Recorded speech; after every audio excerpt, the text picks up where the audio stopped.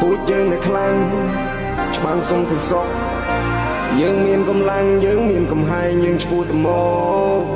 កុំចង់ប្រណាំងឈាមខ្មែរនៅខ្លាំងអ្នកណាមិនរត់ភ្នែកយើងមានចំណាំងកុំចង់ទៅបាំងដាតុកលតយើងឈ្មោះទៅមុខទាំងអស់គ្នាយើងត្រូវសម្រុកអផុតវេទនា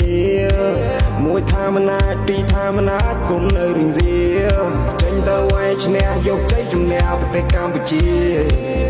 ទោះនៅឆ្ងាយផ្ទះឆ្ងាយគ្រួសារឆ្ងាយបងប្អូនលើកដៃបន់ព្រះវត្តនៃកូនវាលបែកហោយកឈ្នះក្តីទុកសាំងជីវិតស្រស់បំព្រង